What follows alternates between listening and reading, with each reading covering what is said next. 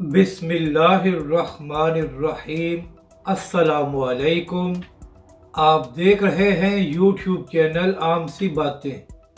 عمران خان کا ایک اور یو ٹرن اور پابندی لگانے والوں کو علامہ سعد حسین رضوی کا تماچا، اس ویڈیو میں ہم اسی کے متعلق بات کریں گے۔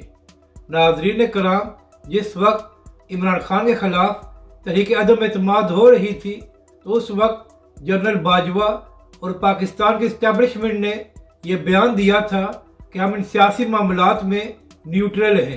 تو اس کے بعد عمران خان صاحب نے کہا تھا کہ نیوٹرل تو جانور ہوتا ہے، آپ کو حق اور باطل میں کسی ایک کا ساتھ دینا ہوتا ہے۔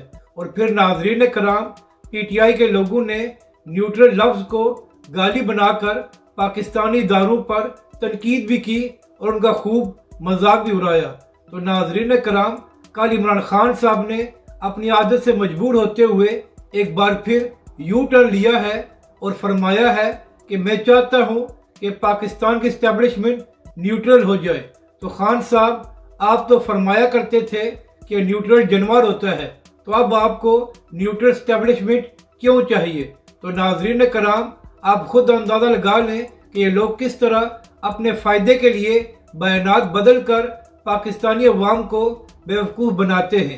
جبکہ دوسری جانب کل تحریک لبیک پاکستان کا راولپنڈی میں ورکر کنونشن ہوا، جس میں تحریک لبیک کے کارکنوں نے بڑی تعداد میں شرکت کی۔ اور ناظرین کرام، اہم بات یہ ہے کہ پی ٹی آئی اور دیگر سیاسی جماعتوں کے لوگوں نے تحریک لبیک پاکستان میں شمولیت بھی اختیار کی ہے۔ تو تحریک لبیک کے سربراہ علامہ سعد حسین رضوی نے اس ورکر کنونشن کے ذریعے ان لوگوں کو پیغام دیا ہے جنہوں نے چند دن پہلے تحریک لبیک کے سربراہ علامہ سعد حسین رضوی کا آفیشیل ٹویٹر اکاؤنٹ سسپینڈ کرایا تھا۔ تحریک لبیک کے سربراہ نے اس کنونشن کے ذریعے ان کو بتایا ہے کہ تم لوگ سوشل میڈیا پر تو ہمارے اکاؤنٹس کو سسپینڈ کرا سکتے ہو، لیکن جو پاکستانی عوام کے دلوں میں ہماری محبت ہے اس کو کس طرح نکالو گے؟